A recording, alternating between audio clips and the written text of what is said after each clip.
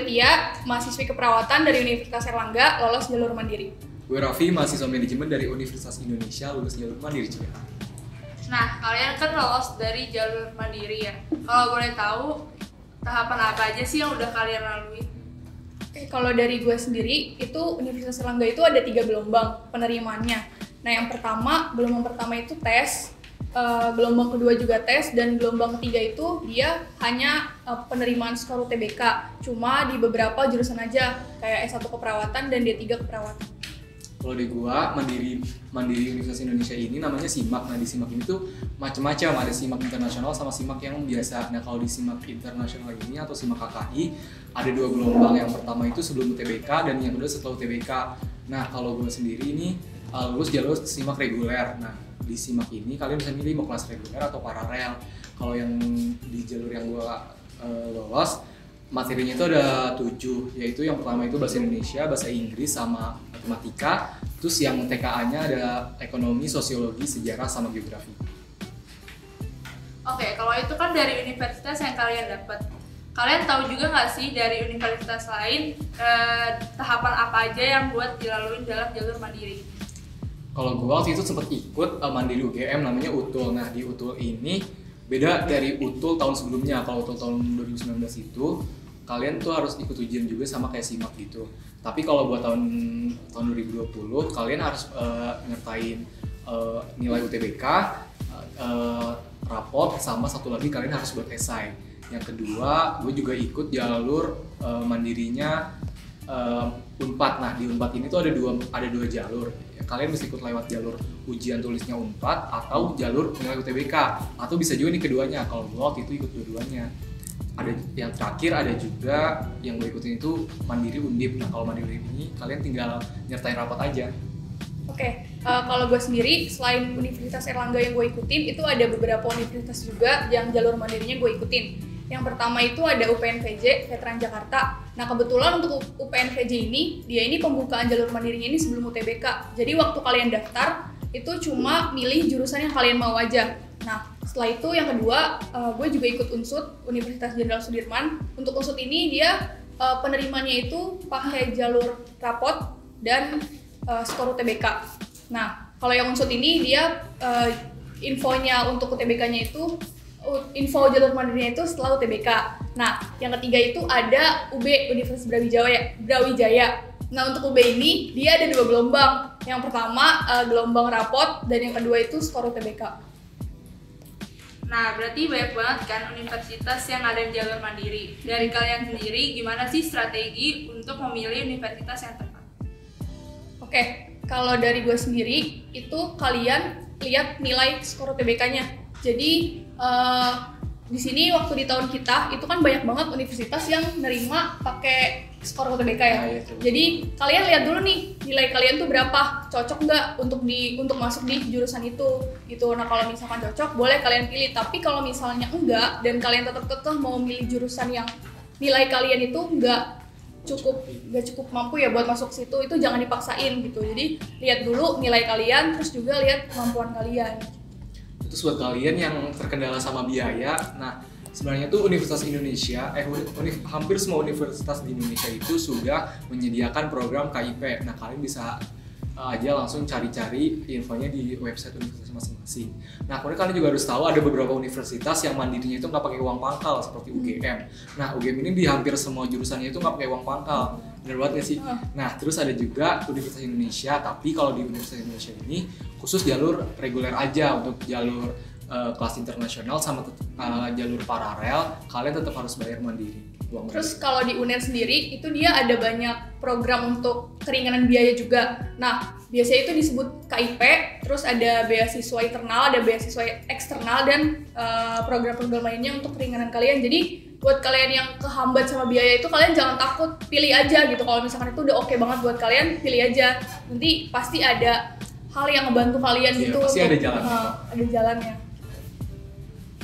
Nah, selanjutnya boleh di-share nggak tips and trick kalian dalam belajar? Kalau dari gue sendiri, itu pertama kalian kenalin dulu cara belajar kalian tuh kayak gimana, yang efektif tuh kayak gimana gitu. Nah kalau gue sendiri itu tipe belajar yang audio visual. Jadi setelah dijelasin sama guru atau sama temen, itu biasanya langsung gue catat tuh. Nah catatannya itu mesti yang warnanya tuh catatan itu berwarna, terus judulnya dihias gitu. Nah kalau dari gue saran itu kalian mulai cicil dari sekarang. Karena untuk catatan yang kayak gitu, itu perlu waktu banyak untuk nyelesain catatannya. Kalau misalkan kalian nunda, sayang waktunya gitu kan, bisa kalian pakai untuk nyicil materi yang lain gitu. Nah benar banget tuh kata Tia. Nah kalian tuh harus mengetahui cara belajar kalian sendiri itu gimana. Kalau gue sama kayak Tia, audio visual. Gue lebih suka belajar dulu, kalian terus bikin catatan yang cakep-cakep, kalian hias judulnya. Terus kalau misalkan nih di pelajaran geografi, gue tuh pasti kan banyak banget kan visualisasinya, kayak gambar-gambarnya. Kalian tuh gambar sendiri, kalian gambar catatan kalian, terus kalian warnain suka-suka kalian biar kalian tuh tambah ingat. Nah, terus penting banget buat kalian kalau punya group discussion. Nah, group discussion ini tuh bisa wadah untuk kalian untuk berbagi ilmu dan mendapat ilmu dari di luar catatan kalian gitu. Terus juga kalian tuh wajib banget untuk ini latihan-latihan soal, tapi soal-soalnya tuh dari soal mandiri tahun-tahun sebelumnya. Karena itu bisa ngebantu kalian untuk melatih kalian dalam mengerjakan soal. Siapa tahu kan nanti pas kalian ngerjain itu ada tingkat kesulitannya yang sama, terus juga jadi soalnya sama gitu. Jadi kalian udah latihan dulu sebelum pas ngerjain soal itu. Nah buat kalian yang pengen tahu catatan gua dulu waktu belajar TK ini apa aja, kalian bisa akses di sini ya. Ini khusus Sasum. Nah, untuk sainteknya itu sebenarnya banyak banget teman-teman yang nge-share catatan mereka sama soal-soal mereka. Itu biasanya kalau yang gue dapet tuh dari Twitter. Itu banyak banget teman-teman yang suka nge-share catatan mereka, mulai dari saintek sama sosum juga ada. Terus juga materi-materi UTBK, terus soal-soal yang mereka kerjain, soal-soal mandiri tahun lalu itu banyak banget yang share gitu. Jadi kalian manfaatin sosial media yang kalian punya aja. Menurut kalian kesalahan apa yang biasa dilakukan saat atau sebelum ujian mandiri? Kalau kesalahan sebenarnya kalau di gua itu ini kan kalau gua tuh ikut mandiri yang penerimaannya itu skor UTBK ya. Nah itu biasanya gua nggak lihat dulu nih nggak lihat apa sih keketatannya, jadi kayak langsung maksain aja gitu. Nah buat temen-temen yang nanti emang di tahun kalian siapa tahu ada yang penerimaannya pakai skor TBK, kalian lihat dulu nilai kalian mampu nggak untuk masuk di jurusan jurusan itu gitu. Kalau misalkan mampu ya udah gas aja. Kalau gua karena gua lolos di mandiri yang ada ujiannya, kalian tuh harus di hari ujiannya itu kalian tuh harus dalam kondisi prima. Jadi kesalahan gua waktu itu gua belajar sampai tengah malam. Dan akibatnya besoknya pas ujian itu banyak soal-soal yang ngeblank atau yang bikin gue nggak konsentrasi. Nah itu penting banget buat kalian buat jaga kesehatan sama biar fit nanti pas hari ujiannya. Terus biasanya nih kalian tuh harus tahu keketatan dari jurusan yang kalian pengen. Jadi misalkan jangan sampai salah mengurutkan pilihan jurusan kalian di pilihan ke-1 sama pilihan keduanya. Karena banyak banget nih yang salah di pilihan pertama. Kalian naruh jurusan yang biasa-biasa aja, tapi yang di pilihan kedua ini kalian naruh jurusan tuh yang ketat banget. Nah ini kan sama aja buang-buang pilihan kedua kalian kan gitu. Oke, biasanya kan banyak banget nih orang yang sedih karena nggak bisa terima SBM dan SNM. Dan pastinya juga udah luntur rasa semangatnya. Dari kalian sendiri gimana sih tips buat bangkitin rasa semangat itu lagi? Nah kalau dari gue sendiri, kalian tuh boleh aja sedih-sedih karena nggak lolos SBM atau SNM, tapi jangan berlarut. Mungkin sehari atau 2 hari itu menurut gue udah cukup. Nah terus yang paling penting itu kalian tuh harus lihat ke depan apa yang ada di depan kalian dan hadapi itu, seperti ujian mandiri selanjutnya atau persiapan mandiri seperti bikin esai atau nyertain surat-surat ke dokumen gitu. Nah jadi kalian tuh harus tetap semangat.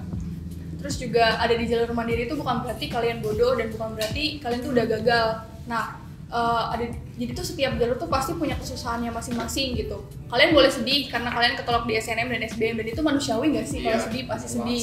Tapi kalian sedihnya tuh nggak sedih yang nggak ada apa-apanya gitu. Jadi kalian sambil mikir, sambil evaluasi kira-kira kalian materi apa sih yang kurang, terus cara belajar apa sih ini yang kurang efektif gitu. Jadi abis itu kalian bangkit lagi, kalian pelajarin lagi kira-kira yang kurang apa.